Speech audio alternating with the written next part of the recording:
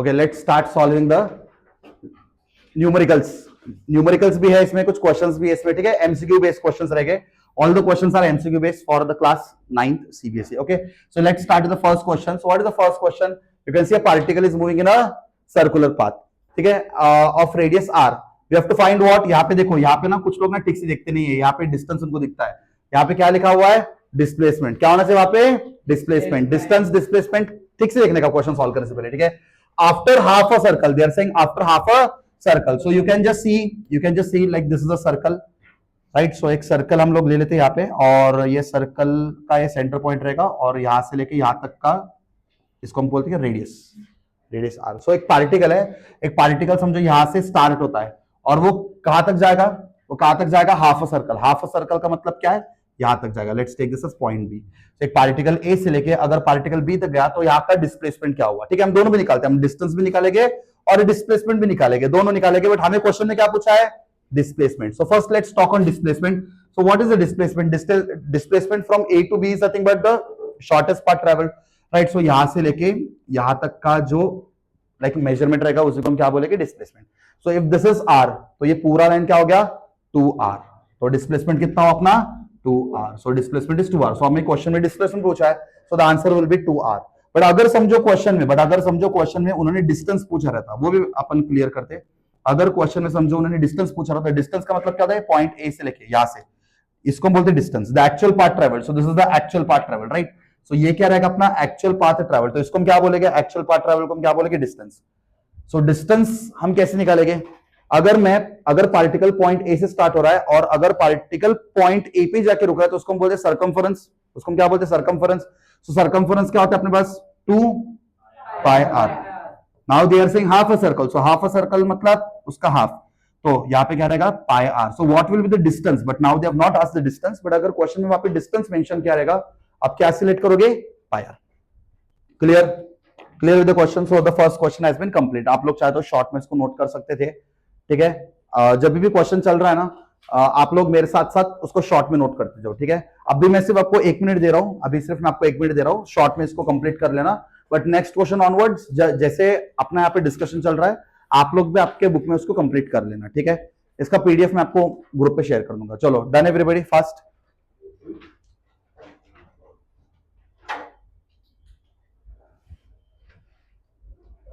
Okay, then we can go to the second question. Done everybody, first question. Okay okay, so you can see the second question here now, ठीक है। Second question अभी यहाँ पे है, थोड़े बहुत numericals भी आने वाले आगे अपने पास, ठीक है। अ body is dropped from a height. अच्छा, ये अभी कौन से चैप्टर का न्यूमेरिकल है?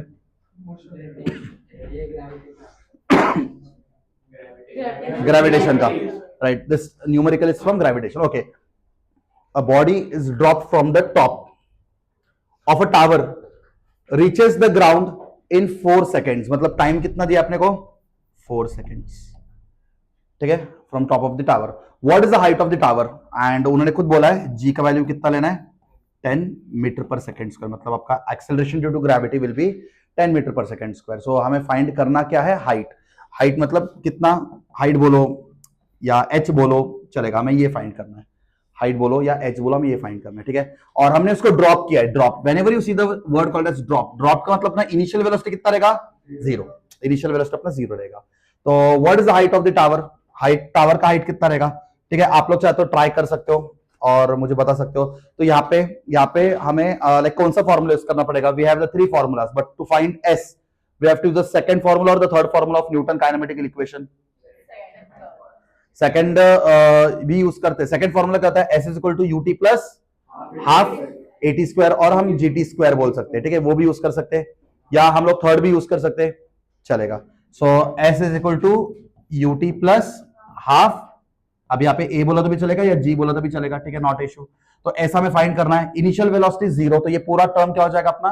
0 प्लस हाफ इंटू जी क्या रहेगा? 10। अच्छा, ये जी 10 प्लस 10 रहेगा माइनस 10 रहेगा। अब हमने ड्रॉप किया है, तो हम अपना ऑब्जेक्ट नीचे की तरफ जा रहा है। It is going towards the gravity, so हम जब टूवर्ड्स द ग्रेविटी जाएंगे तो ये प्लस में रहेगा। अच्छा, अगर मैंने ऐसे बोला रहता कि मैंने ऑब्जेक्ट को ऊपर की तरफ फेंका, object is thrown upwards, in that case we will take the g value as minus. Whenever the object goes against the gravity, पता ना आपको, ग्रेविटेशन चैप्टर सीखा ना हमने, अगर कोई ऑब्जेक्ट कैसे जाएगा अगेंस्ट द ग्रेविटी, अरे बोलो, जब कोई ऑब्जेक्ट जाएगा अगेंस्ट द ग्रेविटी तो जी का वैल्यू क्या रहेगा, नेगेटिव, और टुवर्ड्स द ग्रेविटी जाएगा तो पॉजिटिव. तो एक सिंपल क्वेश्चन है, अगर इस पेन को मैंने ड्रॉप कर दिया, इस पेन को मैंने ड्रॉप कर दिया तो यहाँ पे जी का वैल्यू क्या था, पॉजिटिव. अभी मैंने इस पेन को मैंने ऊपर की तरफ फेंका तो जी का वैल्यू क्या रहेगा, नेगेटिव. अगेंस्ट द ग्रेविटी जाएगा तो नेगेटिव, टुवर्ड्स द ग्रेविटी आएगा तो पॉजिटिव. तो यहाँ पे अपना जो बॉडी है वो नीचे की तरफ ड्रॉप हो रहा है, मतलब it is towards the gravity. So ये जी जो रहेगा वो प्लस में रहेगा, इनटू टी स्क्वायर. टी कितना पे बस 4, तो 4 का स्क्वायर. चलो यहाँ पे तुम सिंपल कैंसिलेशन कर सकते हो, 2 1 जा एंड 2 5 जा, ठीक है. एंड हम सबको पता है 4 स्क्वायर क्या रहेगा 16, तो क्या बन जाएगा 5 इंटू 16. सो 16 5 जा 80, राइट. सो अपना एस बोलो या एच बोलो, कितना रहेगा 80 मीटर्स. ये कितना रहेगा 80 meters. So you can see 80 meters, option C is the right answer. Simple थोड़े बहुत इजी क्वेश्चंस भी है, बट आगे जाते जाते थोड़े बहुत टफ क्वेश्चंस भी आने वाले, ठीक है. टफ मतलब उतना भी टफ नहीं है, बट लाइक आपके एग्जाम्स में मोस्टली ऐसे क्वेश्चंस आ सकता है. क्लियर. हाँ, अभी क्या करने का ना, नेक्स्ट क्वेश्चन जब आएगा आप मेरा वेट मत करो, जो स्टूडेंट्स को खुद से सॉल्व करना है, ट्राई करना है, they can start their try, and I will also be explaining the question simultaneously and try to match the answer, ठीक है. Okay, shall we go to the next question. I hope so everybody is completed. चलो next.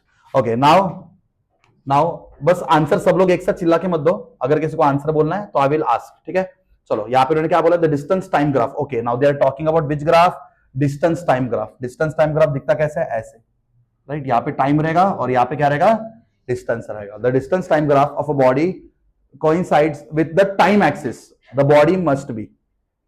फिर से repeat कर रहा मैं, the distance time graph, ये distance time graph है बरोबर, ये क्या रहेगा अपना distance time graph of a body coincides, मतलब अभी इस ग्राफ में ना, इस ग्राफ में हम कहां पे कोइंसाइड कर रहे हैं, विथ इट्स टाइम एक्सिस, मतलब टाइम एक्सिस के ऊपर हम कोइंसाइड कर रहे हैं, मतलब ऐसे हम टाइम एक्सिस के ऊपर कोइंसाइड कर रहे हैं. Can you see, time axis के ऊपर हमने कोइंसाइड किया.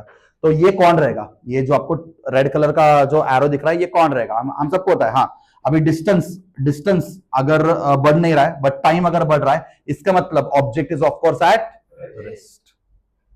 तो यहाँ पे इजी क्वेश्चन था ये. So the answer is option B. अच्छा, ये लाइन अगर यहाँ पे नहीं होता और ये लाइन अगर यहाँ पे होता तो भी हम क्या बोलते थे, the object is at rest.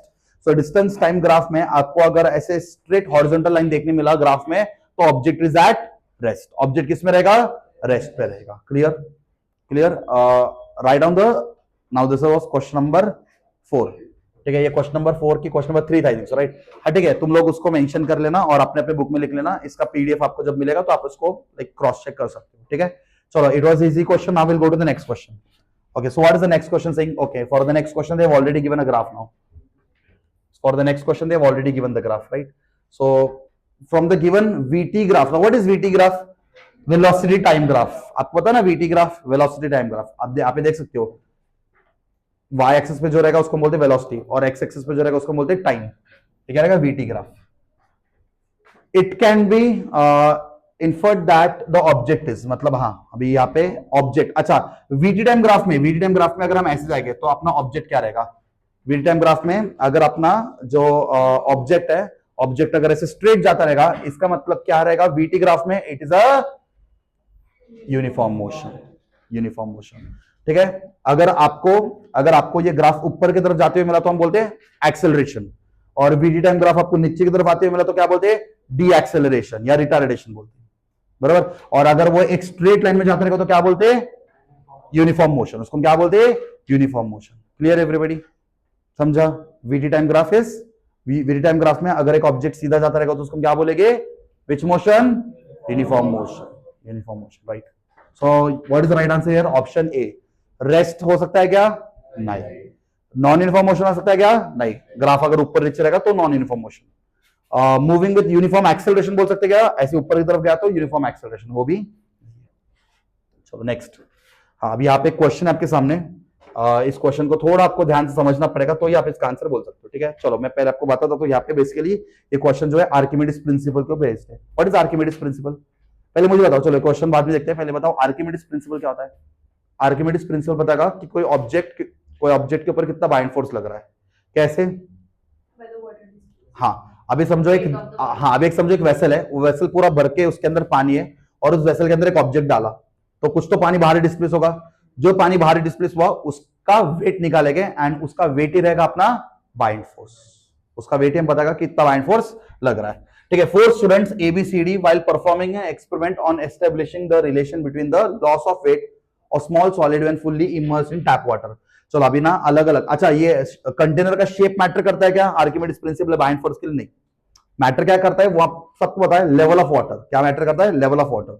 So for a better understanding what I will do ना, यहाँ पे लेवल ऑफ वाटर, अच्छा ये जार में वाटर का लेवल यहाँ पे है, इस जार में वाटर का लेवल यहाँ पे है, इस जार में nozzle, you can C a nozzle here, और इस जार में वाटर का लेवल थोड़ा एकदम नोजल के पास है, और इस कंटेनर में वाटर का लेवल यहाँ पे है।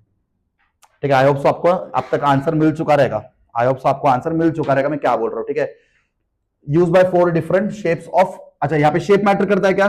नहीं, आर्किमिडीज प्रिंसिपल को समझ लो, यहाँ पे कोई शेप मैटर करने वाला नहीं है। Of overflow can containing water as shown, the arrangement that would given the correct result for the student is, so a मतलब यहाँ पे उन्होंने दिया है, यहाँ पे रहेगा ए। ठीक है, यहाँ पे ऑप्शन ए में उन्होंने ए दिया है, या वो कभी कभी चेंज भी करके दे सकते हैं, ऑप्शन बी में वो डी दे सकते हैं, ऑप्शन सी में आपको बी दे सकते हैं, और ऑप्शन डी में आपको सी दे सकते हैं, ऐसे भी आपको मिल सकता है कभी कभी। ठीक है, सो हाँ बोलो, इन शॉर्ट अगर मैंने इसके अंदर एक ऑब्जेक्ट डाला तो सबसे पहले कौन से कंटेनर के अंदर से पानी पहले बाहर निकलेगा, और हम लोग आर्किमिडीज प्रिंसिपल को एक्सप्लेन कर सकते हैं। The answer is C. तो सी स्टूडेंट जो रहेगा ना, सी स्टूडेंट जो रहेगा वो जैसे इसके अंदर ऑब्जेक्ट डालेगा, पानी नोजल से बाहर निकलेगा एंड वो पानी का वेट कंपेयर कर लेगा और वो बाइंड फोर्स को स्टडी कर सकता है। अच्छा ये लोग ने भी अगर सेम मास का ऑब्जेक्ट डाला, इसमें से पानी बाहर आएगा नहीं, पानी का लेवल बढ़ेगा, पानी बाहर आएगा नहीं, पानी का लेवल बढ़ेगा, पानी बाहर आएगा नहीं, पानी का लेवल बढ़ेगा बट नोजल से पानी बाहर आएगा नहीं। आप देख सकते हो कॉमन सेंस इसमें ही सबसे ज्यादा पानी भरा हुआ है, और आर्किमिडीज प्रिंसिपल को समझने के लिए हमें क्या करना पड़ेगा? डिस्प्लेस वाटर का वेट निकालना पड़ेगा, समझो ना, डिस्प्लेस वाटर का वेट निकालना पड़ेगा, और जो वेट हमें डिस्प्लेस वाटर देगा उतना ही बाइंड फोर्स वाटर उस ऑब्जेक्ट के ऊपर लगा रहा था। So what will be the right answer? C अपना आंसर है, तो सी कहां पे है? डी में। तो अपना आंसर क्या हुआ? ये कंफ्यूज करने के लिए देते आपको, so answer is D. D अपना राइट आंसर है। ठीक है, क्लियर एवरीबॉडी? समझा? यहाँ पे बस हमें आर्किमिडीज प्रिंसिपल को समझना था। याद है ना आपको आर्किमिडीज प्रिंसिपल? कुछ लोग ध्यान नहीं दे रहे, लेक्चर के बाद उनको जरा देखता मैं, कैमरा बंद होने दे, कैमरा बंद होते ही। अच्छा यहाँ पे ऑप्शन थोड़े गलत थे, इसके लिए मैंने उसके ऊपर ये ठीक है, चलो। A body is thrown vertically upwards, ये आपको बेसिकली एक सॉल्विंग क्वेश्चन, इसका ऑप्शन से but options are given wrong, so I have hidden that with the object here. Object is thrown vertically upwards, एक ऑब्जेक्ट है, उस ऑब्जेक्ट को हमने कहां पे फेंका? Vertically upwards with a velocity u। कौन से स्पीड से फेंका? u, वेलोसिटी u से हमने फेंका। ठीक है, the greatest height h to which it will rise is, the greatest height h to which it will rise is। ठीक है, अच्छा यहाँ पे आपको इनिशियल वेलोसिटी, मतलब इनिशियल वेलोसिटी आपको पता है अपवर्ड जा रहा है विद इनिशियल वेलोसिटी। ठीक है, एंड द ग्रेटेस्ट हाइट मतलब यहाँ पे हमें उसका हाइट निकालना है, मतलब s क्या रहेगा वो हमें पता करना है, और a क्या रहेगा अपना? प्लस में रहेगा कि माइनस में रहेगा? माइनस में रहेगा, because this time we are going against the gravity. हम इस बार कैसे जा रहे हैं? अगेंस्ट द ग्रेविटी जा रहे हैं। And object is thrown vertically upwards, एक ऑब्जेक्ट है, इस ऑब्जेक्ट को अगर मैं वर्टिकली अपवर्ड फेंकूं तो ये एकदम ऊपर जाके इसका फाइनल वेलोसिटी क्या होगा? 0। तो यहाँ पे भी ये भी पता चल गया कि v क्या रहेगा? यहाँ पे 0 रहेगा। चलो तो हम क्या इक्वेशन निकाल सकते हैं? s फाइंड आउट करने के लिए क्या इक्वेशन निकाल सकते हैं? अभी आपको कौन से न्यूटन के काइनेमेटिक इक्वेशन में सब मिलेंगे? Third one, what is the third one? v square is equal to u square plus 2as। अब इस इक्वेशन में आपको सब लोग मिल रहे हैं, इस इक्वेशन आपको सब लोग मिल रहे हैं। कुछ लोग बोलेगा सर सेकंड वाला यूज करो, सेकंड वाला में टाइम होता है ना रेपट, इधर आपको टाइम दिखाई दे रहा है क्या? नहीं, तो सेकंड वाला मत यूज करो। ठीक है, तो बोलो v क्या अपने पास? यहाँ पे 0, u क्या है? u वही तो हमें निकालना है, u स्क्वायर तो हमें नहीं, u वो तो u स्क्वायर है। ठीक है, मतलब हमने एक वेलोसिटी के साथ फेंका, u 0 नहीं है, हमने ऑब्जेक्ट को ऊपर एक वेलोसिटी के साथ फेंका, तो ऊपर हम जब ऑब्जेक्ट को फेंकेंगे तो u रहेगा ना कुछ, तो वो u ही रहने दे उसको। ठीक है, बट हमें इक्वेशन निकालना है, प्लस 2 इंटू ए क्या रहेगा? a minus A into s हमें निकालना है। बेसिकली हमें इसमें से क्या निकालना है? s को निकालना है, दैट्स इट। हमें बस क्या करना है, एस को निकालना है। चलो, सो एस को निकालने के लिए क्या करना पड़ेगा? अच्छा, यू स्क्वायर यहाँ पे प्लस में, ध्यान दो, यू स्क्वायर यहाँ पे प्लस में, अगर ये यू स्क्वायर यहाँ पे चला गया तो क्या हो जाएगा? माइनस यू स्क्वायर अपॉन ये 2a, बराबर, ये -2 है, एस को क्या कर रहा है? मल्टीप्लाई कर रहा है। अगर मैं इसको इधर हकाल दूं तो क्या हो जाएगा? -2a यहाँ पे आ जाएगा। अब ये माइनस माइनस चला गया, क्या हो गया? ये माइनस माइनस चला गया, तो अपना फाइनल इक्वेशन क्या बनेगा? उन्होंने यहाँ पे हमें सॉल्व नहीं करना है, यहाँ पे हमें क्या करना है? यहाँ पे बस हमें एक इक्वेशन निकालना है। क्या निकाले? एक इक्वेशन। ये क्या रहेगा? You square upon 2a plus. तो इस कंडीशन के लिए आपको अगर हाइट फाइंड करना है तो आपको ये वाला फॉर्मूला यूज करना पड़ेगा based on the given condition. Clear? So the right answer is you square upon 2a। अभी कभी कभी आपको यहाँ पे a के बदले में ऑप्शन में 2g भी मिल सकता है। क्या मिल सकता है? 2g मिल सकता है, चलेगा ना? a मतलब एक्सेलरेशन ड्यू टू ग्रेविटी, वो भी चलेगा। सो this is the right equation. यहाँ पे ऑप्शंस थे बट वो गलत ऑप्शंस, इसके लिए मैंने उसको ये कर दिया। ठीक है, so what is the right answer? s is equal to u square upon 2g। ठीक है, अच्छा, यही आपको अगर वैल्यूज दिया रहता तो आप सॉल्व करके आप s निकाल सकते थे। अब यहाँ पे वैल्यूज दिया नहीं है आपको, सुनने इक्वेशन पूछा, अंडरस्टूड। कभी कभी ऐसे भी क्वेश्चन आते हैं कंफ्यूज करने के लिए। क्या समझा आपको इस क्वेश्चन में से? क्या समझा आपको इस क्वेश्चन में से? ये न्यूमेरिकल था, न्यूमेरिकल बेस्ड क्वेश्चन था, but there was no in values given, so we have to just derive a formula to find the height in this case. Clear? चलो, shall we go to the next question? समझ में आ रहा है? कुछ doubt? ठीक है, doubt रहेगा तो वीडियो मिल जाएगा बाद में। ठीक है, हाँ, ये अच्छा क्वेश्चन है। चलो, अभी मुझे लग रहा है कि सब लोग थोड़ा क्वेश्चन के ऊपर थोड़ा साथ में सोचेंगे। ऐसे क्वेश्चंस एग्जाम में आते हैं। The numerical ratio of displacement to distance, क्या बोला उन्होंने? हाँ, ये जरा फोकस करता हूं मैं। डिस्प्लेसमेंट टू डिस्टेंस, क्या बोला यहाँ पे? Displacement to distance. यहाँ पे मैं रेशियो निकालना है, किसका रेशियो निकालना है? Displacement to distance for moving object is. चलो, ऑप्शन को जरा 2 मिनट के बाद देखते हैं, ऑप्शन को जरा 2 मिनट के बाद देखते हैं। हमको एक चीज हमेशा पता है, मोशन चैप्टर मैंने पढ़ा है, हमेशा आपको पता है डिस्टेंस जो रहता है ना, डिस्टेंस वो हमेशा ज्यादा होता है ना रे। डिस्टेंस हमेशा ज्यादा होता है या less than equal to distance हमेशा डिस्प्लेसमेंट से ज्यादा होता है। ये एग्रीड और नॉट एवरीबॉडी? डिस्टेंस हमेशा ज्यादा होता है। क्यों डिस्टेंस हमेशा ज्यादा क्यों होता है? डिस्टेंस हमेशा ज्यादा क्यों होता है? Because distance is the actual path and displacement is the shortest path. ये शॉर्टेस्ट पाथ होता है, तो ये हमेशा छोटा रहेगा और ये हमेशा बड़ा रहेगा। डिस्टेंस हमेशा ज्यादा रहेगा और डिस्प्लेसमेंट हमेशा छोटा रहेगा। सिर्फ एक कंडीशन में वो दोनों सेम रहेंगे। Right, very good. सो जब एक ऑब्जेक्ट स्ट्रेट लाइन में जाता रहेगा, उस केस में डिस्टेंस और डिस्प्लेसमेंट दोनों क्या रहेगा? इक्वल रहेगा। इसके लिए हम लोग क्या बोल रहे हैं? Greater distance is greater than equal to. ये इक्वल टू किसके लिए? स्ट्रेट लाइन में। चलो, फिर से रिपीट करता यहाँ पे ध्यान दो। डिस्टेंस का मतलब क्या होता है? The actual path travel by the object. Displacement का मतलब क्या होता है? Shortest path travel by the object. सिर्फ एक कंडीशन ऐसा होता है जहां पे डिस्टेंस और डिस्प्लेसमेंट इक्वल होते हैं, जब ऑब्जेक्ट कैसे जाएगा? Straight line. अगर एक ऑब्जेक्ट स्ट्रेट लाइन में जा रहा है, उस केस में उसका डिस्प्लेसमेंट और उसका डिस्टेंस क्या रहेगा? सेम रहेगा। क्या रहेगा? सेम रहेगा। आपको मैंने लेक्चर के वक्त समझा था ना, ये तुम हो, ये तुम्हारा घर है,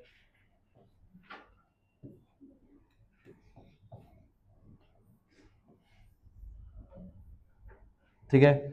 अब ये तुम्हारे घर को जाने के लिए रास्ता है, ठीक है। ये रोड है, बराबर, रोड से तुम लोग जा रहे हो, ठीक है। अभी डिस्टेंस क्या रहेगा? आप जब रोड पे ऐसे प्रॉपरली चल के जाओगे, रोड से ऐसे चल के जाओगे, रोड से बस चल के तो इसको हम क्या बोलेंगे? डिस्टेंस। एक्चुअल पाथ है ना ये, तो एक्चुअल पाथ को हम क्या बोलेंगे? डिस्टेंस। अच्छा, आपके पास और एक मेथड है। अब क्या कर सकते हो? यहां से डायरेक्ट यहाँ पे ऐसे जा सकते हो, बट रास्ता नहीं रहा तो भी आप ट्राई कर सकते हो यहां से डायरेक्ट। इसको हम क्या बोलेंगे? डिस्प्लेसमेंट। क्या बोलेंगे? डिस्प्लेसमेंट। तो बोलो, शॉर्टेस्ट पाथ कौन हुआ? Shortest path displacement. और एक्चुअल पाथ क्या हुआ? डिस्टेंस। तो याद रखना डिस्टेंस जो रहेगा ना, वो हमेशा क्या रहेगा? डिस्टेंस जो रहेगा वो हमेशा ज्यादा रहेगा और डिस्प्लेसमेंट हमेशा छोटा रहेगा। बट एक केस में वो सेम रहेगा, वो रहेगा स्ट्रेट लाइन। अगर डिस्टेंस भी और डिस्प्लेसमेंट भी दोनों भी अगर स्ट्रेट लाइन में जा रहा है तो वो इक्वल रहेगा। अभी समझे डिस्टेंस डिस्प्लेसमेंट? कुछ डाउट अभी? ठीक है, चलो, क्या लिखा है मैंने यहाँ पे? Distance is greater then displacement. चलो, उन्होंने क्वेश्चन में क्या पूछा है? डिस्प्लेसमेंट टू डिस्टेंस का रेशियो। क्या पूछा उन्होंने? डिस्प्लेसमेंट टू डिस्टेंस का रेशियो। तो बोलो, यहाँ पे अगर मैंने ऐसे लिखा डिस्प्लेसमेंट, क्या लिखा मैंने? डिस्प्लेसमेंट अपॉन डिस्टेंस, क्या लिखा मैंने, डिस्प्लेसमेंट अपॉन डिस्टेंस।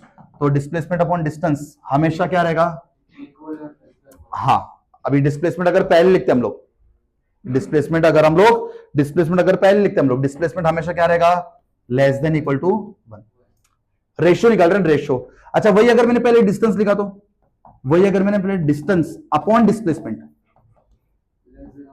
यस अभी मैंने क्या किया, हाँ अभी ग्रेटर देन इक्वल टू 1 आएगा, ठीक है, ग्रेटर देन इक्वल टू 1 आएगा। सो अगर डिस्प्लेसमेंट पहले रहा और डिस्टेंस बाद में रहा तो लेस देन रहेगा, और डिस्टेंस पहले रहा और डिस्प्लेसमेंट बाद में रहा तो क्या रहेगा, वो ग्रेटर देन। तो यहाँ पे क्वेश्चन में क्या बोला है, numerical ratio of displacement to distance, मतलब किसके बारे में बात कर रहे हैं, किसके बारे में बात कर रहे हैं, इसके बारे में बात कर रहे हैं कि नहीं, हाँ या ना, तो बोलो। तो it will always be less than equal to 1, तो दिख रहा है आपको, ऑलवेज लेस देन 1 और always equal to 1, always more than 1, equal or less than 1. So what is the right answer here? D. Option D is the right answer. Always it will be equal or less than 1. अच्छा वही अगर question को तो थोड़ा घुमा के पूछा आपको, क्वेश्चन में आपको ऐसे दे दिया, डिस्टेंस टू डिस्प्लेसमेंट दिया था, तो डिस्टेंस टू डिस्प्लेसमेंट इक्वल और ग्रेटर देन 1 आएगा, क्या आएगा, इक्वल और ग्रेटर देन 1 आएगा। Understood everybody? सो बोलो डिस्टेंस डिस्प्लेसमेंट में हमेशा ग्रेटर कौन रहेगा, डिस्टेंस हमेशा ग्रेटर रहेगा और डिस्प्लेसमेंट हमेशा स्मॉल रहेगा, बट एक कंडीशन में दोनों इक्वल रहेंगे, स्ट्रेट लाइन। तो रेशियो उन्होंने किसका पूछा यहाँ पे, डिस्प्लेसमेंट अपॉन डिस्टेंस, तो डिस्प्लेसमेंट अपॉन डिस्टेंस क्या रहेगा, लेस देन 1, और डिस्टेंस अपॉन डिस्प्लेसमेंट होता तो ग्रेटर देन 1। क्लियर, क्लियर, हाँ इसमें कुछ डाउट? चलो नेक्स्ट क्वेश्चन पे जाए, चलो थोड़ा न्यूमेरिकल आन दिया अभी, हाँ ये थोड़ा एक ग्राफ बेस्ड क्वेश्चन है, चलो थोड़ा ग्राफ बेस्ड क्वेश्चन है ये, ठीक है। चलो सो यहाँ पे उन्होंने क्या दिया, ग्राफ दिया है। अच्छा ये कौन सा ग्राफ है, distance time graph, distance time graph. 4 cars A B C D, अभी अपने पास 4 कार्स है, अच्छा वो भी देखो पूरा उल्टा सुल्टा दिया उन्होंने, A B C D, okay, are moving on a levelled road, the distance versus time graph are shown in the figure, choose the correct statement.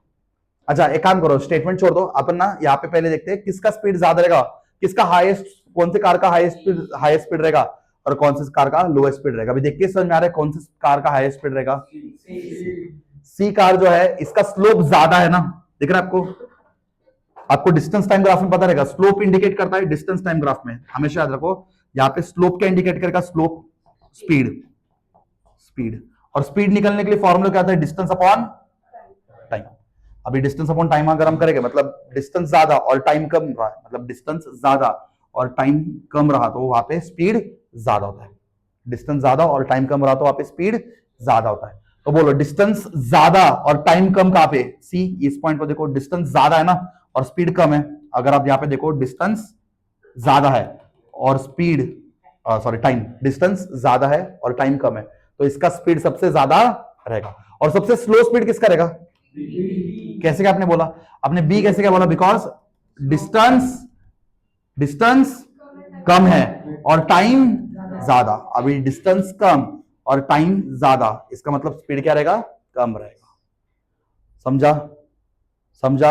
यहाँ पे आप इस डायरेक्ट स्लोप का फॉर्मूला भी लगा सकते हो, if you want you can directly put the formula for slope, you can find the values also. सो मुझे बोलो यहाँ पे डिस्टेंस टाइम ग्राफ में जितना ज्यादा स्लोप रहेगा, ऐसे याद रखो, सिंपल, एग्जाम में कंफ्यूज मत हो जाओ, ऐसे ये सब नहीं समझा तो कंफ्यूज मत हो जाओ, इतना याद रखो, डिस्टेंस टाइम ग्राफ में स्लोप जितना ज्यादा रहेगा उतना ज्यादा स्पीड रहेगा, क्या रहेगा, स्पीड रहेगा, और स्लोप जितना कम रहेगा उतना कम स्पीड रहेगा।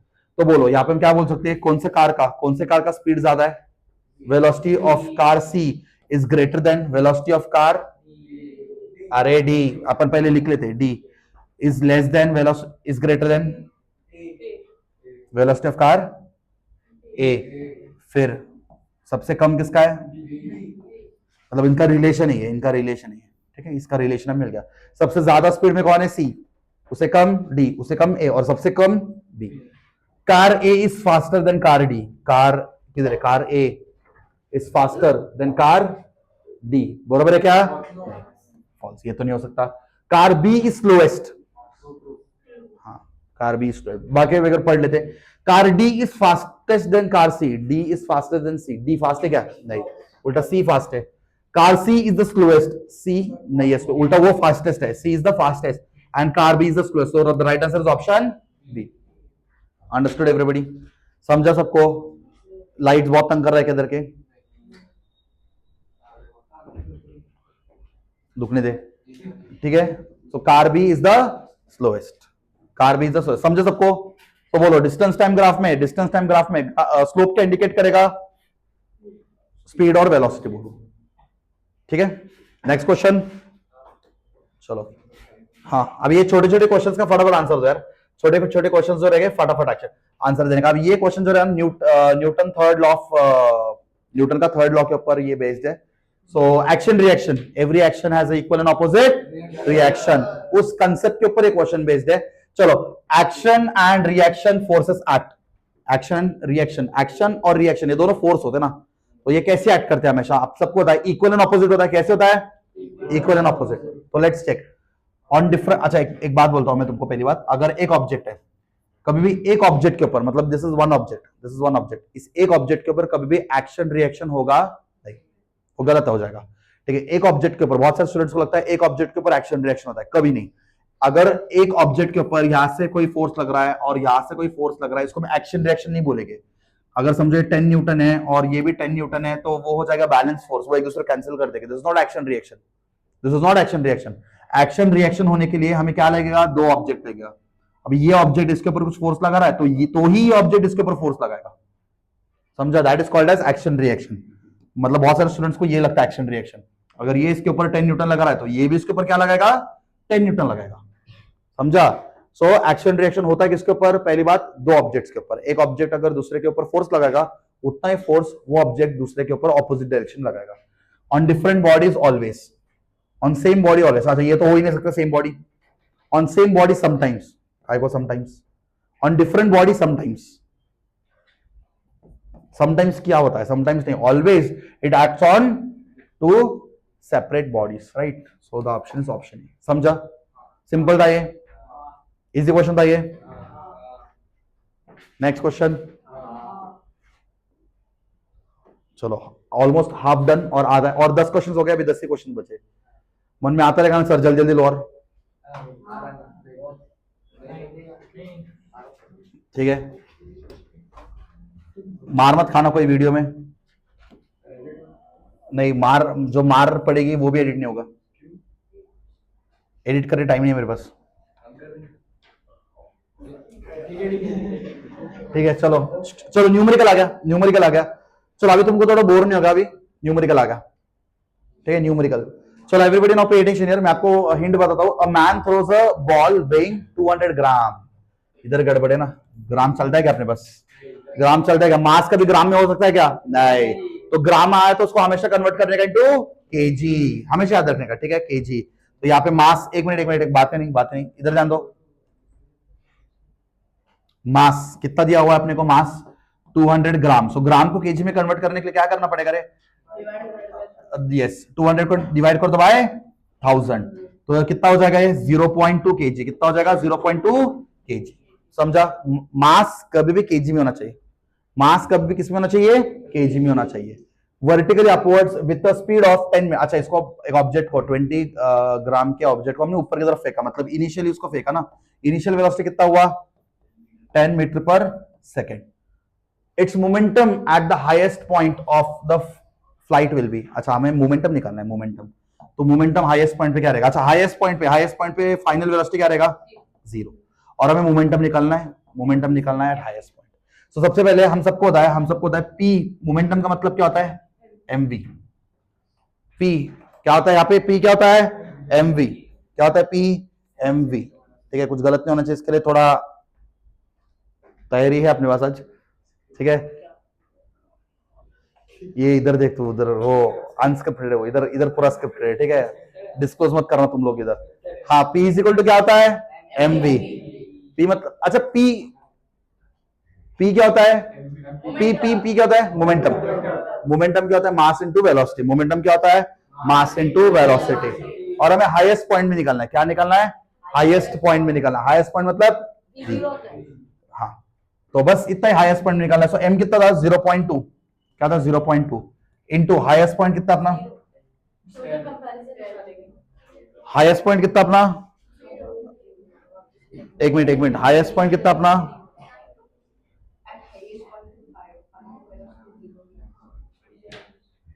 हाईएस्ट पॉइंट, बरोबर ना, एट हाईएस्ट पॉइंट कितना अपना 0, सो मोमेंटम एट हाईएस्ट पॉइंट कितना रहेगा 0, बरोबर जा रहे हैं अपन, ठीक है। अच्छा बट कभी कभी हमेशा आपको क्वेश्चन ऐसे नहीं देगा, कभी कभी ना आपको क्वेश्चन को चेंज भी करके दे सकते हैं, ठीक है। अच्छा अगर ये क्वेश्चन ना हाईएस्ट पॉइंट के जगह पे अगर उन्हें बोला था लोवेस्ट पॉइंट, क्या बोला था लोवेस्ट पॉइंट, अभी तो अपना आंसर बहुत इजीली आ गया 0, अपने को आंसर मिल गया ऑप्शन डी 0, बट अगर उन्होंने लोवेस्ट पॉइंट दिया था, लोवेस्ट पॉइंट मतलब क्या कर सकते थे, P is equal to m u, yes lowest point मतलब इनिशियल वेलोसिटी, बराबर। तो m कितना अपना 0.2 और u कितना अपने पास 10, तो कितना होगा ये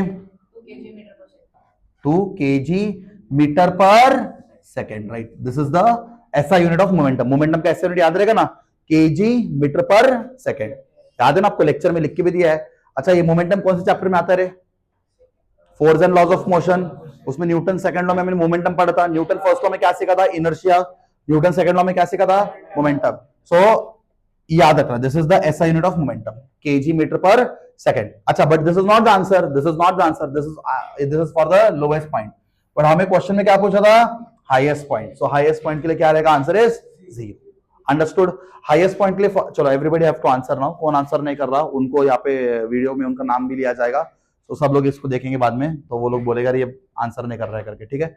तो बोलो मोमेंटम में जब हाईएस्ट पॉइंट दिया जाएगा तो हाईएस्ट पॉइंट में अपना फॉर्मूला क्या बन जाएगा P is equal to mv, और अगर उन्होंने क्वेश्चन में लोवेस्ट पॉइंट दिया रहेगा तो अपना मोमेंटम का फॉर्मूला क्या बनेगा mu, u मतलब इनिशियल वेलोसिटी, ठीक है। चलो क्लियर एवरीबॉडी, समझा क्वेश्चन। चलो next question is also a numerical, next question is also a numerical, ठीक है। तो यहाँ पे उन्होंने क्या बोला, find the time taken by the body of mass 16 kg। अच्छा अच्छी बात है कि केजी में दिया हुआ, यस हमें केजी में चाहिए ना, मास किस में चाहिए हमें केजी में ही चाहिए। अरे कितना केजी 16 kg, 16 kg, ठीक है। मास कितना दिया हुआ है 16 kg to come to rest. अच्छा कम टू रेस्ट मतलब हम अब ऑब्जेक्ट है मूविंग में, सुन लो बाद में सॉल्व कर लो, पहले सुन लो। Find the time taken by a body of mass 16 kg to come to rest, मतलब एक ऑब्जेक्ट है 16 kg का, वो मोशन में है, उसको हमें स्टॉप करना है, मतलब उसको क्या करना है, उसको रेस्ट पे लाना है, क्या करना है इधर ध्यान दो, क्या करना है उसको रेस्ट पे लाना है, ठीक है। From a uniform velocity of magnitude, अच्छा मतलब यूनिफॉर्म वेलोसिटी ऑफ मैग्नीट्यूड वो चल रहा है ना, तो उसका इनिशियल वेलोसिटी कितना दिया अपने को 10 मीटर पर सेकंड। क्वेश्चन समझा कि क्या बोल रहा है, अरे ऑब्जेक्ट चल रहा है ना, उसको स्टॉप करना है, स्टॉप मतलब उसका फाइनल वेलोसिटी ऑफ कोर्स क्या रहेगा 0 रहेगा ना यार। अब एक ऑब्जेक्ट चल रहा है, मतलब एक ऑब्जेक्ट है अभी चल रहा है, इसको ऐसे स्टॉप कर रहे हैं, तो स्टॉप करने में कितना फोर्स लगेगा वो उन्होंने पूछा, स्टॉप करने में कितना फोर्स लगेगा वो उन्होंने पूछा, नहीं वो भी नहीं पूछा, टाइम पूछा उन्होंने। हमने फोर्स कितना लगाया पे, फोर्स कितना लगाया 4 न्यूटन। अच्छा यहाँ पे बस इतना बता दो आपको, ये चैप्टर क्लियर है force and laws of motion. ये फोर्स प्लस में आएगा कि माइनस में आएगा, फोर्स जो है ये यहाँ पे क्या आएगा माइनस में आएगा, बिकॉज हम क्या कर रहे हैं, कोई मूविंग पार्टिकल या मूविंग ऑब्जेक्ट को स्टॉप कर रहे हैं। ये फोर्स किसके बारे में बोल रहा है, एक्शन के बारे में बोल रहा है कि रिएक्शन के बारे में बोल रहा है, रिएक्शन के बारे में बोल रहा है, रिएक्शन क्या बोल रहा है, ये रिएक्शन फोर्स है, ये हमको गिवन में कौन सा फोर्स है रिएक्शन फोर्स है, समझा क्या।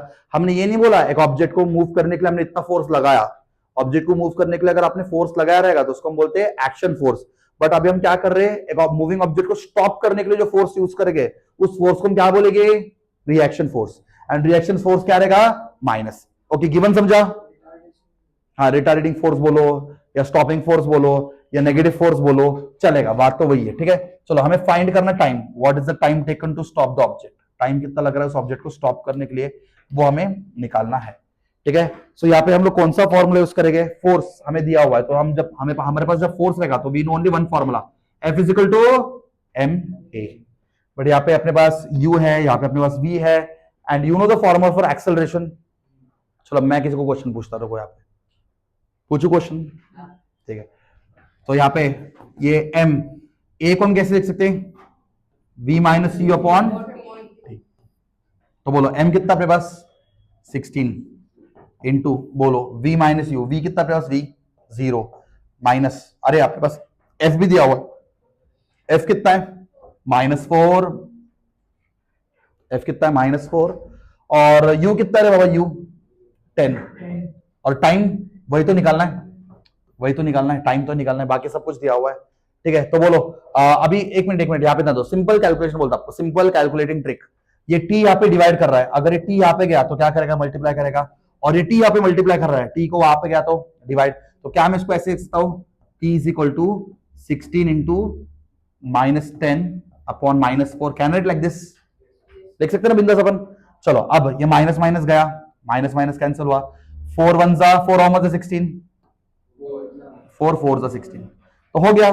सो बोलो what is the final answer, t कितना मिला हमें, t is equal to 40 seconds, t कितना रहेगा अपना 40 सेकेंड्स, है क्या 40 seconds, yes. So option C is the right answer.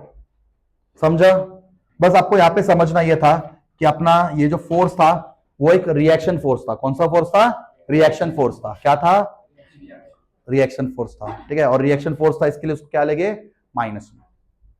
Clear everybody, कुछ डाउट, कैलकुलेशन समझा क्या किया मैंने, बस यहाँ पे टी, अच्छा ये क्या है रे, v minus you upon T, acceleration, बराबर, और ये टी को मैं यहाँ पे लेके गया और एफ को मैं यहाँ पे लेके आया, बस टी वहां पे गया और ये -4 यहाँ पे आया, माइनस माइनस गया, 4 1 जा 4 4 जा 16, तो 4 into 10 that is 40, that's it. हाँ स्टेटमेंट आप एंड में लिख सकते हो, ठीक है, नहीं नहीं लास्ट में स्टेटमेंट लिखना पड़ेगा, लास्ट में आपको स्टेटमेंट लिखना पड़ेगा, the force, the time taken to stop the moving object was 40 seconds, ठीक है, समझा। अच्छा अभी कुछ लोग ना ये भूल जाते, मैक्सिमम लोग ना ये भूल जाते, फोर्स को ना माइनस में लेना भूल जाते हैं, अभी मैंने तो आपको बोला पहले इसके लिए अपने फोर्स को माइनस में ले रहेगा, now maximum students forget to take the force in minus, ठीक है, तो अगर कोई स्टूडेंट फोर्स को माइनस में लेना भूल जाएगा ना तो उसका आंसर है ना, आंसर टाइम माइनस में आएगा, तो आप ही बताओ टाइम कोई माइनस में हो सकता है क्या, नहीं, और अगर किसी का टाइम सॉल्व करते माइनस में आ रहा है ना, समझ जाने का तुमने कुछ तो गड़बड़ किया है, और फिर से क्वेश्चन रीड करने का आपको समझ में आ जाएगा कि अरे नहीं ये तो रिएक्शन फोर्स था, और रिएक्शन फोर्स हमेशा किस में रहेगा, माइनस में रहेगा, समझा। चलो नेक्स्ट न्यूमेरिकल क्वेश्चन अगेन, अच्छा जी न्यूमेरिकल से समझ के लो, आपके एग्जाम में लाइक ऐसे क्वेश्चन आएंगे, कुछ नया नहीं आने वाला, ठीक है। चलो the speed of a car, अच्छा the speed of a car, weighing, car का मास दिया हुआ है, मास केजी में दिया है, अच्छी बात है, अच्छी बात है, कन्वर्जन करने का झंझट नहीं। इंक्रीजेस फ्रॉम, मतलब अभी कार का स्पीड, इनिशियल स्पीड क्या है 36, मतलब उसका यू क्या है, you 36 kilometre per our, but अपने को किलोमीटर पर आवर नहीं चाहिए, अपने को चाहिए मीटर पर सेकेंड, तो 36 को मीटर पर सेकेंड में कन्वर्ट करने के लिए क्या करेगा, मल्टीप्लाई बाय 5/18, तो ये आपको कुछ तो मिलेगा 10 मीटर पर सेकेंड, क्या मिलेगा कुछ आपको 10 मीटर पर सेकेंड, हाँ, और कौन से स्पीड से कौन से स्पीड तक गया, 36 किलोमीटर पर आवर से वो 72 किलोमीटर पर आवर तक गया, मतलब इनिशियल वेलोसिटी 36 था, फाइनल वेलोसिटी कितना रहेगा, final velocity 72 kilometre per our, चलता है क्या किलोमीटर पर आवर, नहीं, अपने को किलोमीटर पर आवर नहीं चाहिए, अपने को मीटर पर सेकंड में कन्वर्ट करना है, तो करो 72 इंटू 5/18, अभी आप अगर सॉल्व करोगे, हाँ ये आपको 20 मीटर पर सेकंड मिलेगा। चलो what will be the change in momentum, change in momentum को क्या बोलते हैं, डेल्टा पी,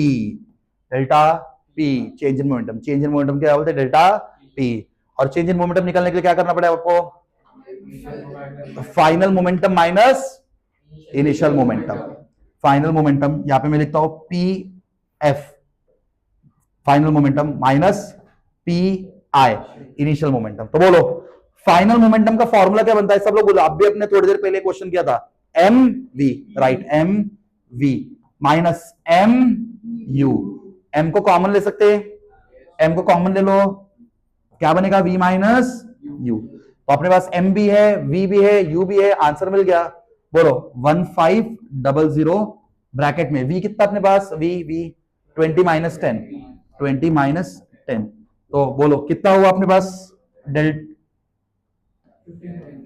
डेल्टा पी कितना हुआ, बोलो 20 माइनस 10, सो 1500 इंटू 10, तो चेंज इन मोमेंटम कितना रहेगा 1500, और आप सबको पता है, ठीक है, हाँ आप सबको पता है मोमेंटम का ऐसा यूनिट क्या होता है, केजी मीटर पर सेकेंड, राइट। अभी यहाँ पे देखो 15,000 आपको 2 बार मिल रहा है, ए भी है बी भी है, बट मैंने आपको बोला ना आंसर सेम है, but who is the right answer, देना कुछ लोग बोले सर दोनों बराबर है, नहीं, यूनिट भी देखो ना, यूनिट क्या होता है, kilometre per hour, kg kilometre per hour या केजी मीटर पर second, what is the right answer, kg metre पर second. So option B is right answer. ये ऐसा यूनिट गलत है, ये ऐसा यूनिट गलत है। मास हमेशा हम किस में लेते, केजी में लेते, और वेलोसिटी हमेशा किस में लेते हैं, मीटर पर सेकेंड में लेते हैं। याद है ना, momentum is equal to mv, so mass is always in kg and momentum is always in metre पर सेकेंड। तो मोमेंटम का ऐसा यूनिट क्या बनेगा, केजी मीटर पर सेकेंड। ये हमने लेक्चर के टाइम पे डिस्कस किया हुआ था।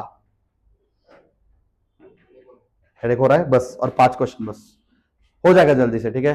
वो लाइट्स मैं इसीलिए यहाँ पे लेक्चर थोड़ा अवॉइड ही करता है, बट अभी क्या करें, ये लाइट्स जो थे ना, lights, because of this lights like you may feel, ठीक है, ध्यान दे तो कुछ हेडेक वेडेक नहीं होता। पर नेक्स्ट क्वेश्चन, चलो कंप्लीट कर लेते हैं। हो गया बस 2-3 क्वेश्चन ही बचे, ठीक है। चलो हाँ, अभी ये देखो, ये मुझे ना तुम लोग जरा सोच के आंसर दो, ये 2 मिनट खत्म कर देंगे। एक काम करो, मुझे ना तुमसे आंसर से, चलो। It is difficult to push a truck park on the road as compare to a small car because, अरे इनर्शिया का कंसेप्ट पूछ रहे। Inertia is directly proportional to mass. बस ये आपको पता होना चाहिए, जितना ज्यादा मास उस ऑब्जेक्ट का उतना ज्यादा इनर्शिया। तो ट्रक को ढकलना इजी है क्या, नहीं। ट्रक को ढकलना इजी है क्या, नहीं, ठीक है। क्या हुआ, अच्छा आंसर बोल रहे क्या तुम लोग, मुझे लगा इसे कुछ, ठीक है। तो ट्रक का मास ज्यादा होता है, ट्रक का मास ज्यादा होता है, तो ट्रक के पास क्या रहेगा, ज्यादा इनर्शिया रहेगा। और कार का मास कम होता है, तो कार के पास इनर्शिया क्या रहेगा, कम रहेगा। तो किसको धक्का मारना इजी है, कार को। तो बोलते इनर्शिया, चलो ऑप्शन सुन लो। इनर्शिया ऑफ रेस्ट, अच्छा inertia of rest, inertia of motion. आपको यहाँ पे बोल देता हूँ, इनर्शिया 3 टाइप का होता है, inertia of rest, inertia of motion and inertia of direction. Inertia 3 type का होता है, ठीक है। इनर्शिया 3 टाइप का होता है, बट यहाँ पे ट्रक पार्ट है, ट्रक जो है वो अभी खड़ी हुई है, ट्रक या car, they are part, so they are at rest. So rest के मतलब इनर्शिया ऑफ रेस्ट के हिसाब से बात करना है। अच्छा वही उन्होंने बोला था, ट्रक इज मूविंग, तो इनर्शिया ऑफ मोशन आता था वहां पे, ठीक है। बट ट्रक पार्क है ना, अरे ट्रक पार्क है ना, तो ट्रक क्या चल रही है क्या अभी, नहीं। बोलो, inertia of rest car is more as it size is small. Inertia of rest of truck is more as the size is big. Inertia of rest of truck is more as its mass is much more. हाँ, because यहाँ पे size बोला उन्होंने, size का और inertia का कोई संबंध ही नहीं है, ठीक है, मास का संबंध है। Inertia of rest of truck is more as its mass is much more. And inertia of motion, अच्छा मोशन का सवाल ही नहीं आता, because object is park, object is at rest, so the right answer is option C, ठीक है। ठीक है, नेक्स्ट क्वेश्चन, चलो नेक्स्ट क्वेश्चन।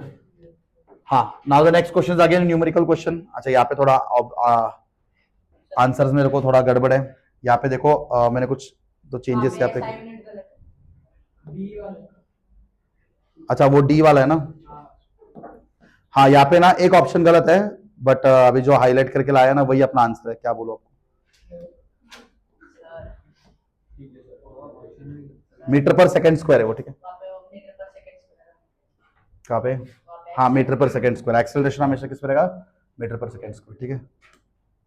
चलो उतना थोड़ा बहुत चलता है। हाँ बोलो, force causes an acceleration, acceleration कितना दिया है, 10 मीटर पर सेकंड स्क्वायर। अरे कौन से चैप्टर का क्वेश्चन है पहले गेस करो, force and laws of motion, force and laws of motion, ठीक है। इन अ बॉडी ऑफ मास कितना दिया हुआ अपने को, 500 kg। अच्छी बात है कि केजी में दिया हुआ, बहुत अच्छी बात है। The acceleration caused by the same force in a body of मास, अच्छा मतलब आपको उन्होंने क्या बोला है, 2 केस दिया हुआ है। मैं बेसिकली यहाँ पे, इधर जान दो, हो गया बस 5 मिनट इधर जान दो सब लोग। यहाँ पे बेसिकली हमें 2 केस दिया है, this is case number 1 and वो बात कर रहे हैं केस नंबर 2, 2 केस दिया हुआ है, ठीक है। Everybody please pay attention here. अभी जिसका ध्यान नहीं है ना, उसको अभी हम आगे इंट्रोड्यूस करके उसको कुछ क्वेश्चन सॉल्व करने वाले लगाने वाले वीडियो के अंदर, ठीक है। सो किसका ध्यान नहीं है अभी, ठीक है। A force causes an acceleration, मतलब एक फोर्स लगाया, अगर हमने कौन सा फोर्स, कितना फोर्स लगाया, तो एक्सेलरेशन 10 और 10 मिलेगा, और अगर उस ऑब्जेक्ट का मास 500 kg रहेगा, तो बेसिकली यहाँ पे हमें फोर्स निकालना है। फोर्स का फॉर्मूला क्या होता है, ma। तो यहां से फोर्स कितना आ गया अपने पास, 10 × 500, तो कितना आ गया फोर्स, 5000 न्यूटन। ये तो क्लियर है, फोर्स कितना लग रहा है, 5000 न्यूटन। अच्छा अभी उनको क्या बोल रहे हैं, the acceleration caused by the same force. अच्छा ये सेम फोर्स दूसरे ऑब्जेक्ट के ऊपर दूसरे ऑब्जेक्ट के ऊपर कितना एक्सेलरेशन कॉज करेगा अगर उसका मास 5 kg रहा तो? 5000 न्यूटन था ना, 5000 न्यूटन, ठीक है। अच्छा, ये सेम फोर्स अगर दूसरे ऑब्जेक्ट के ऊपर लगाया जिसका मास 5 kg है तो कितना एक्सेलरेट होगा? फोर्स कितना रहेगा? 5000 न्यूटन। और दूसरे ऑब्जेक्ट का मास क्या रहेगा? 5 kg। तो वहां पे एक्सेलरेशन कितना रहेगा वो हमें पूछा है, समझे कि क्वेश्चन? मतलब दूसरे केस में एक्सेलरेशन कितना रहेगा वो पूछा है। सो बोलो F is equal to m a निकालने के लिए क्या करना पड़ेगा? F by m. So F कितना आपके पास? 5000 अपॉन 5। तो आंसर कितना आएगा? 1000 and this is acceleration metre पर सेकंड स्क्वायर। तो यहाँ पे ऑप्शन क्या रहेगा? Option D. सिंपल समझे सबको? चलो, क्या समझा अभी सबको? बोलो। तो उन्होंने क्या बोला है? A force calls an acceleration of 10 metre पर second in a body of mass 500 kg। तो उसका फोर्स कितना रहेगा? और वही फोर्स दूसरे ऑब्जेक्ट के ऊपर लगा, दूसरे ऑब्जेक्ट के ऊपर लगा जिसका मास कितना है? 5 kg। तो एक्सेलरेशन कितना रहेगा? तो अगर हम फॉर्मूला लगाएंगे तो एक्सेलरेशन कितना आएगा? 1000 मीटर पर सेकंड। चलो, ओनली 4 क्वेश्चंस लेफ्ट। चलो नेक्स्ट न्यूमेरिकल। अच्छा, आंसर माइनस में आ रहा है अभी यहाँ पे। Find the velocity of mass two 20 kg। अच्छा, मास kg में दिया, अच्छी बात है क्या? मास kg में होना चाहिए, अच्छी बात है। उल्टा ठीक है। डिक्रीजेस फ्रॉम मतलब इनिशियल वेलोसिटी कितना दिया है? 20 मीटर पर second square to final velocity क्या है? 5 मीटर पर सेकंड स्क्वायर, 5 मीटर पर second in a distance of 100 metre. मतलब डिस्टेंस मतलब एस दिया हुआ है, कितना दिया हुआ है? 100 metre. Force on the body is, मतलब एफ निकालना है। हाँ, थोड़ा सोचो अभी, थोड़ा सोचो। लाइक ये क्वेश्चन हमें क्या बोल रहा है?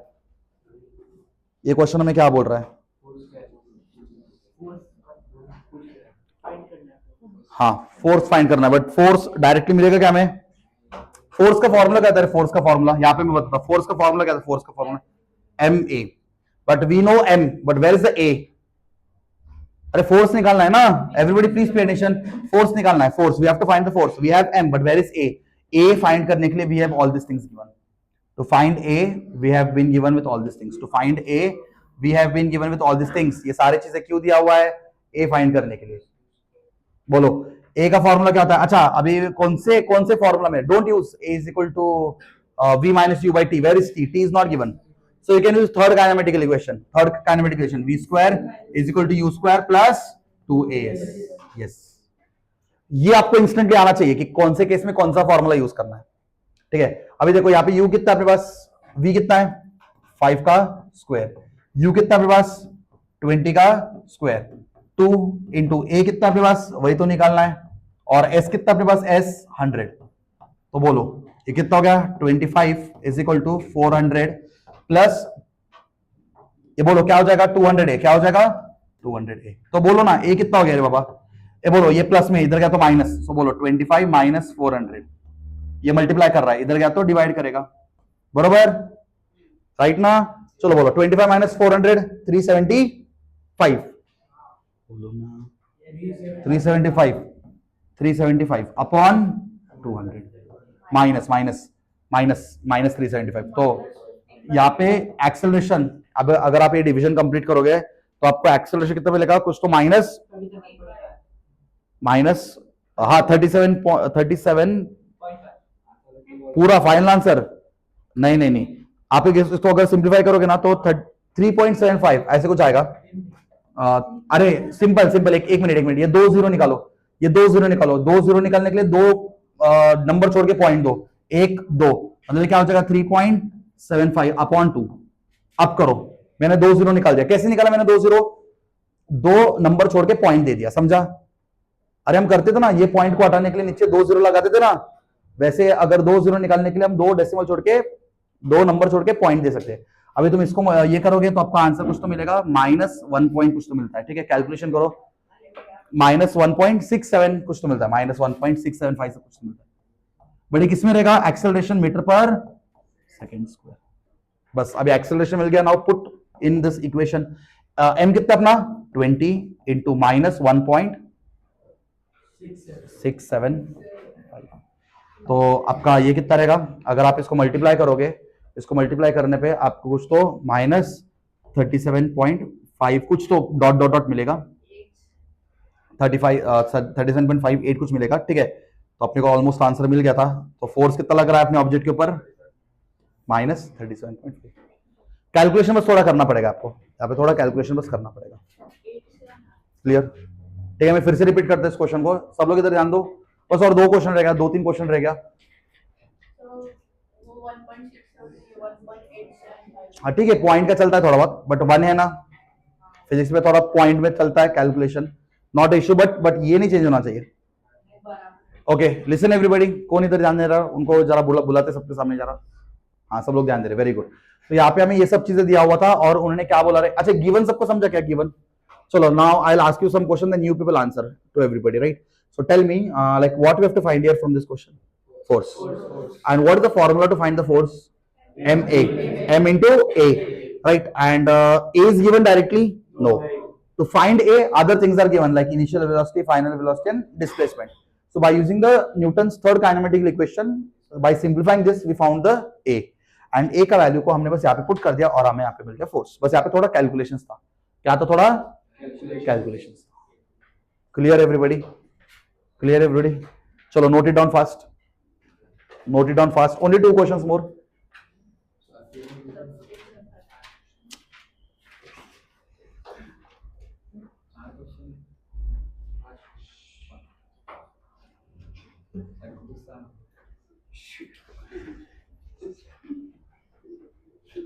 ठीक है, चलो, noted everybody, please note it fast. ठीक है, ऐसे ही क्वेश्चंस आपके एग्जाम में आएंगे। अभी ये लाइट्स से मुझे आदत हो गई तो मुझे कुछ नहीं पड़ता, बिकॉज ज्यादातर टाइम अभी रिकॉर्डिंग कर करके स्टार्टिंग में when I used to start the recording and all at that time this lights, तो मैं 15-20 मिनट में I used to stop the video. अरे यार क्या हो रहा है, मुझे कुछ तो अलग ही लगता था वो। और अभी भी आपके लिए नया है, स्टूडियो में बैठ के लेक्चर करना बहुत मुश्किल होता है पहली बार, ठीक है। इसके लिए यहाँ पे थोड़ा रिकॉर्डिंग के लिए बनता है पूरा सेटअप, यहाँ पे लेक्चर लेना पॉसिबल नहीं होता।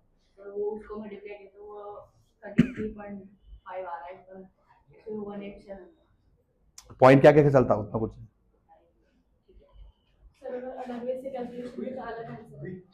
नहीं। ठीक है, देखते अपन कैलकुलेशन में एरर नहीं होना चाहिए, देखते अपन, ठीक है। चलो करते उसका भी कैलकुलेशन पर करते अपन। पॉइंट के आगे जो नंबर्स होते हैं ना, पॉइंट के आगे कुछ अलग नंबर्स मिल सकता है, बट उससे पहले जो होता है वो चेंज नहीं होना चाहिए, ठीक है। सबका कैलकुलेशन के हिसाब से पॉइंट के आगे चेंजेस हो सकता है, but not that integer. Fractional part can get change but not the integer part. चलो, now everybody can you give me the answer for this question? When the distance, this question is from gravitation, this question is from gravitation. तो बोलो, when the distance between the two objects is double, right, the force of gravitation becomes the initial value, it becomes of the initial value what? Okay, so we all know the force between any two object, you all know Newton's universal law of gravitation, everybody knows Newton's universal law of gravitation. So according to Newton's universal law of gravitation, F is equal to G m1 या m2 बोलो upon r square. The force of the gravitational force between any two object is directly proportional to the product of their masses and inversely proportional to the square of the distance between them. बराबर? चलो, so यहाँ पे क्या बोला? when the distance between the two objects is doubled. अभी distance का मतलब क्या होता है? r. so r dash मतलब नया distance क्या रहेगा? twice the original, मतलब twice the r रहेगा। क्या रहेगा? twice the r। क्या रहेगा यहाँ पे? twice the r, मतलब इसका डबल, मतलब twice the r रहेगा, ठीक है। क्या रहेगा? twice the r। The force of gravitation becomes the initial value. क्या बोला उन्होंने? The force of gravitation becomes the initial value, ठीक है। तो नया force of gravitation क्या रहेगा? Force of gravitation becomes the initial value. तो अभी इसके लिए नया gravitational force क्या रहेगा? बोलो बरा। G m। अभी यहाँ पे r की जगह पे क्या लिखोगे? r की जगह पे 2r लिखोगे, बस इतना ही करना है आपको। r की जगह पे आपको क्या लिखना है? 2r as per the given question condition. बस देखो यहाँ पे आपको इतना समझ के लेना है, r के जगह पे आपको बस 2r लिखना है। अभी मैंने खुद से लिखा क्या? नहीं, उन्होंने कंडीशन मेरे को दिया था। तो बोलो, यहाँ पे अगर r के जगह पे मैं 2r लिखूं, r स्क्वायर मतलब क्या आएगा यहाँ पे? 2r square. क्या आएगा? 2r square. तो बोलो ये क्या बनेगा, एफ डैश मतलब नया नया फोर्स, इस कंडीशन के लिए नया फोर्स क्या बनेगा, जी एम एम अपॉन बोलो 2 square 4r square. Now everybody knows what is this, जिसको मैं हाईलाइट कर रहा हूं ये क्या आप सबको पता है, G M M upon R square का मतलब क्या रहेगा, एफ। तो नया फोर्स जो रहेगा वो 1/4 ऑफ द फोर्स रहेगा, 1/4 ऑफ द फोर्स रहेगा। सो यहाँ पे क्या रहेगा, अरे समझा क्या, ये F dash is new force based on the condition and F is our original force जो न्यूटन ने हमें दिया था। तो ये कंडीशन अगर हमने ऐसे कंडीशन लगाया तो उसके लिए अपना नया फोर्स क्या रहेगा 1/4। तो आंसर इज 1/4, आंसर क्या रहेगा 1/4। समझा? अच्छा, what if the mass of the object is doubled, अगर मास को डबल कर दिया तो अपना फोर्स भी डबल हो जाएगा। समझा? ऐसे क्वेश्चन आते हैं। अच्छा, रेडियस बढ़ा तो फोर्स कम होगा, इसके लिए 1/, के फॉर्म में आ रहा है, किसमें आ रहा है 1/, के फॉर्म में। ठीक है, चलो नेक्स्ट। हाँ, now can you tell me the which statement is given wrong. अरे ये ऐसे 2 मिनट बोलने से, रीड करके फटाफट बोलने का, फटाफट। Which statement is given wrong about the universal gravitational constant, what is universal gravitational capital G, इसका वैल्यू क्या होता है 6.67 into 10 to the power -11 newton metre square per kg, बराबर। तो इसके बारे में कौन क्या गलत है। अच्छा, ये तुम किधर भी जाओ, अर्थ पे रहो, मून पे जाओ, मार्स पे जाओ, मर्क्यूरी पे जाओ, किधर भी जाओ, वीनस पे जाओ, और क्या किधर भी जा तू, ये कभी चेंज होगा क्या, नहीं, ये कभी चेंज होगा नहीं। ठीक है, ये कभी भी चेंज होगा नहीं, because that is a constant value, और ये होता है एक स्केलर क्वांटिटी। क्या होता है, एक स्केलर क्वांटिटी। ठीक है, तो आपको आंसर शायद मिल गया रहेगा, ये होता है स्केलर क्वांटिटी। चलो चेक करते हैं कौन सा बरोबर है कौन सा गलत है। It has the same value at all places, ये बरोबर है, बट अपने को रॉन्ग स्टेटमेंट निकालना है, रॉन्ग, तो ये बरोबर है। इट इज नेवर जीरो, हाँ ये कभी जीरो नहीं हो सकता, कांस्टेंट वैल्यू कभी जीरो नहीं हो सकता, ये भी बरोबर है। It is a vector quantity, नहीं इधर तो गड़बड़ हो गया ना, ये स्केलर क्वांटिटी, मतलब ये स्टेटमेंट अपना गलत है। It value is 6.67 into 10 to the power -7, ये भी तो बराबर है। तो ये मार्कर, ये दिख रहा क्या, आई से दूंगा ना तेरे को, जो जगह से आवाज निकाल रहे तो मत कर। ठीक है, नाच मत तो ऐसे। ठीक है, इट्स अ स्केलर क्वांटिटी, याद रखना। ठीक है, रुक जा रहा तो जरा फोन दे, तेरा कार्यक्रम शुरू करता मैं, रुक। हाँ हाँ, ये नहीं, ये ठीक है। चलो नेक्स्ट, चलो बस 2 क्वेश्चन। हाँ, ये अपना बाइंड फोर्स के ऊपर, अरे 2 मिनट का क्वेश्चन है। देखो, an object weights 25 newton in air, बहुत सिंपल है यार, बहुत सिंपल है। एक ऑब्जेक्ट है, उसका वेट कितना है in air, weight in air is 25 newton. When immersed in a fully liquid it weight, अच्छा इसको अगर मैंने पानी के अंदर डाल दिया, तो पानी के अंदर डालते ही पानी इसके ऊपर, मतलब इसका वेट क्या बन गया, लिक्विड, तो इसका वेट कितना, इसके ऊपर कितना फोर्स लग रहा है 15 Newton. The weight of the liquid displaced by the object is, of course bind force कितना रहेगा, bind force weight of that object in air minus weight of that object in liquid, तो simple 25 minus 15, तो bind force कितना लगा, मतलब 10 Newton, मतलब इतना ही water बाहर डिस्प्लेस हो ना, मतलब इतना ही बाइंड फोर्स लगा रहेगा ऑफ कोर्स। समझा क्या, अरे अभी समझो ये ऑब्जेक्ट है, फिर से बता दो, ये ऑब्जेक्ट है, इस ऑब्जेक्ट का अभी वजन कितना है एयर में कितना है 25 न्यूटन। चलो अब इसको मैंने पानी में डाल दिया, पानी में डालते इसके ऊपर वेट कितना लग रहा है, पानी में डालते इसके ऊपर वेट कितना लगा है 15 न्यूटन, तो ऑफ कोर्स उसके बीच का डिफरेंस कितना है 10 न्यूटन, मतलब 10 न्यूटन क्या लग रहा था ऊपर की तरफ, बाइंड फोर्स लग रहा था। क्या लग रहा था, बाइंड फोर्स लग रहा था। कैसे लग रहा था, ऊपर की तरफ। ठीक है, समझा, weight force weight of the liquid displace by the object. हाँ, अभी ये कितना लिक्विड को डिस्प्लेस करेगा, ठीक है, जितना पानी बाहर आएगा उतना ही उसका लिक्विड डिस्प्लेस होगा, बरोबर। तो आंसर इज 10, डिफरेंस निकालना था बस यहाँ पे। चलो हो गया। A boy weighing 200 newton climbs a vertical ladder, if the value of g be 10 metre पर second square, the work done by the boy in climbing 2 metre height will be. बहुत सिंपल क्वेश्चन है, basically work done निकालना है, work done. अच्छा सुनो, work done निकालना है, ऐसे क्वेश्चन जब भी आएगा तुमको एक शॉर्टकट बोलता। Now a boy is climbing the ladder, सुनो, बहुत सिंपल है। एक बॉय ना लैडर को क्लाइंब कर रहा है, मतलब उसका अर्थ के ग्राउंड के सरफेस से हाइट बढ़ रहा है। सो हाइट का जब आता है तो कौन सा एनर्जी आता है, काइनेटिक एनर्जी की पोटेंशियल एनर्जी? Potential energy. अगर मोशन की बात आया तो कौन सा एनर्जी आएगा? Kinetic energy. तो वर्क डन निकालने के लिए सिंपली आप लगा दो mgh। क्या निकाल दो? mgh। और यहाँ पे मजेदार बात क्या बताएगा? मजेदार बात, उस बॉय का वेट यहाँ पे दिया हुआ है, उस बॉय का वेट यहाँ पे दिया हुआ है, तो आपको टोटल mg मिल गया। सिर्फ m नहीं मिला, कुछ लोग यहाँ पे क्या करते गलती पता क्या, m की जगह पे 200 डालेंगे और g के जगह पे 10 डालेंगे कुछ तो, और h के जगह पे कुछ तो यहाँ, ये देखो कंफ्यूज करने के लिए कुछ g भी दिया हुआ है, तो कुछ लोग यहाँ पे g के जगह पे 10 डाल देंगे, ये बस कंफ्यूज करने के लिए दिया है। ये पूरा आपको mg ऑलरेडी दिया ना, उस पूरे बॉय का वेट दिया है, उस पूरे बॉय का वेट दिया है, उस पूरे बॉय का मास नहीं दिया है। I hope so you know the difference between the mass and weight, right? So mg दिया हुआ है, क्या दिया हुआ है? mg। तो mg कितना हुआ? 200। और हाइट कितना? Height he is going to climb 2 metre. So what will be the work done? 400 joules। Simple. तो answer is 400 joules। So whenever the concept comes regarding the height, कोई लैडर पे चढ़ रहा है, कोई स्टेयर्स को क्लाइंब कर रहा है, कोई ठीक है ऊपर की तरफ जा रहा है, तो हमेशा याद रखना कौन सा एनर्जी आएगा वर्क डन निकालने के लिए, कौन सा एनर्जी आएगा? Potential energy. अच्छा, कोई भाग रहा है, कोई गाड़ी भागा रहा है, कोई गाड़ी को रुका रहा है, कोई इधर उधर भाग रहा है, तो उस केस में क्या आएगा? Kinetic energy. मोशन रहा तो काइनेटिक एनर्जी, और अगर हाइट रहा तो पोटेंशियल एनर्जी। चलो लास्ट क्वेश्चन, आज का लास्ट क्वेश्चन खत्म। सर्टन फोर्स,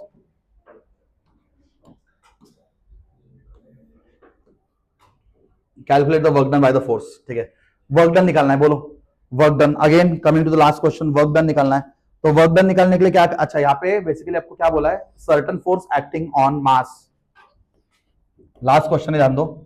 20 kg मास केजी में देना अच्छी बात है कि बुरी बात है? ठीक है, बहुत अच्छी बात है। ठीक है, चेंजेस इट्स वेलोसिटी। अच्छा, वेलोसिटी चेंज हो रहा है। पहले इनिशियल वेलोसिटी कितना उसका? 5 मीटर पर सेकंड स्क्वायर, और फाइनल वेलोसिटी कितना है? 2 मीटर पर second square. Calculate the work done. हमेशा याद रखना, मैंने आपको वर्क एंड एनर्जी सिखाते वक्त आपको वर्क एनर्जी थ्योरम सिखाया था, याद है? Work energy theorem, work energy, change in work done. Change in work done का हम कैसे निकालते हैं? चेंज, अभी यहाँ पे देखो यूबी और वीबी है, क्या है आपके पास? यूबी है और वीबी है। तो चेंज इन वर्क डन निकालने के लिए हम क्या बोलते हैं? Kinetic energy final minus kinetic energy initial. क्या बोलते हैं? Kinetic energy final minus kinetic energy initial. तो बोलो काइनेटिक एनर्जी फाइनल। अच्छा मैं पूछता, चलो अभी कौन बात कर रहा है? मैं पूछता, चलो हरिया बोलो। काइनेटिक एनर्जी फाइनल का मतलब क्या रहेगा? काइनेटिक एनर्जी फाइनल हाफ बराबर m v स्क्वायर। ठीक है, ये रहेगा काइनेटिक एनर्जी फाइनल। चलो अभी काइनेटिक एनर्जी इनिशियल। ठीक है, बहुत बात दिखा रहा है, बोल kinetic energy half m u square. दांत मत दिखा, क्यों खुश है भाई? लास्ट क्वेश्चन आगे, इसके लिए खुश दिख रहा है तो आज हाफ m u स्क्वायर। दांत तोड़ दूंगा तेरा मैं। ठीक है, हाफ m u स्क्वायर बराबर। उसको भी रिकॉर्ड करना है क्या एक बार? ठीक है, चलो ध्यान दो। अब यहाँ पे कॉमन क्या नहीं कर सकते? कॉमन क्या है? हाफ और m। सो हाफ m को कॉमन ले लिया। अरे कॉमन लिया ना, दोनों साइड सेम है, तो क्या बनेगा? v square minus v square. ये वर्क एनर्जी थ्योरम वाला क्वेश्चन है। अभी आप लोग को दिमाग में एक क्वेश्चन आता रहेगा, सर आपको वैसे पता चला वर्क एनर्जी थ्योरम है। देखो, आपको वर्क डन निकालना है और आपको इनिशियल वेलोसिटी फाइनल वेलोसिटी दिया हुआ है और मास दिया हुआ है। बस इससे मुझे पता चल गया कि मुझे क्या लगाना है? वर्क एनर्जी थ्योरम ही लगाना है। ठीक है, तो बोलो हाफ m कितना है? m 20 इंटू, बोलो रे v स्क्वायर कितना है? v स्क्वायर 2 स्क्वायर मतलब 4, डायरेक्ट लिख रहा मैं, और u स्क्वायर मतलब 25। तो जरा जल्दी मुझे कैलकुलेशन बोल सकते का? हाफ इंटू 10, ये कितना होगा? -25। चलो इधर ध्यान दो। सो 2 1 जा 2 5 जा बराबर। सो क्या आएगा? 5 इंटू -21 कितना होगा? 10।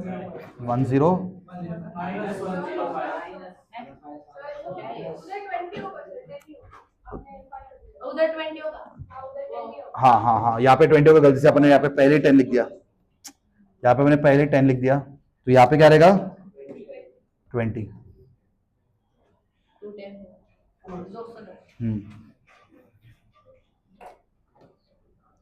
तो बोलो बरोबर जा रहे थे। 2 1 जा 2 10 सब, तो कितना होगा? 10 इंटू -21, तो कितना आएगा? -210। But what we have to find? We are finding the change in work done. Work done मतलब जूल्स। सो -210 है क्या? -210, yes, -210, ये तो -210. Clear everybody? So we have completed all the MCQs of physics. ठीक है, wait.